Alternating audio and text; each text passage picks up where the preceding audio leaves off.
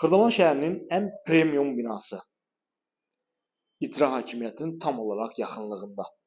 Sürət qatarının bir addımlığında. Kupçalı 90 kvadrat metrdən ibarət 3 otağa düzəlmə, ideal bir mənzil təqdim edirəm sizlərə, dəyərli izləyicilər.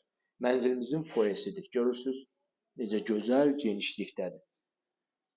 Qarderoblu 2 ədəd mebel sağda, solda, böyük bir foye, sanuzellər ayrı-ayrılıqda, qeyd etdiyim kimi 90 kvadrat metr, 3 otağa düzəlmə.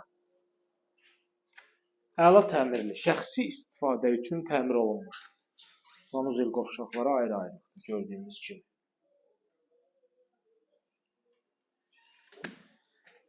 Sağdan geri dönüş edək. İlk daxil olan da evə birinci qapımız qonaq otağıdır. Sonda sizlərə qonaq otağını təqdim edəcəm. Davam edirik. İkinci qapı olaraq yataq otağı. Baxın, bu şəkildə geniş ölçüdədir.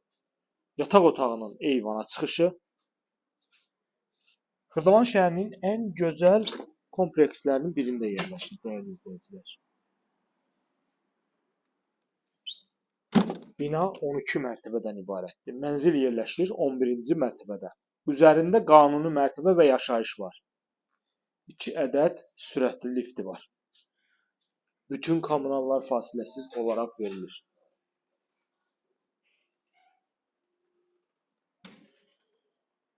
...24 saat mühafizə sistemi. Burada detisk otağımızdır. Kiçik uşaqlar üçün otağı nəzərdə tutulub. Burada yerləşir mətbəximiz, qanuni mətbəx, yəni radnoy mətbəx. Mətbəxdə heç bir dəyişiklik olunmuyor. Və mətbəxin də eyvana çıxışı var. Qeyd etdiyim kimi, mətbəxin, yataq otağının, qonaq otağı hamısının eyvana çıxışı var və birbaşa prospekt yolunun yaxınlığında, sürət qatarının bir addımlığında yerləşir.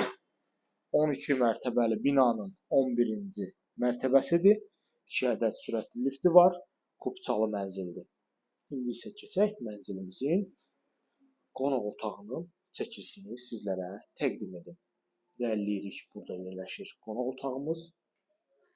Daxil olaq qonaq otağına. Burada yerləşir bizim belə bir gözəl, geniş qonaq otağımız.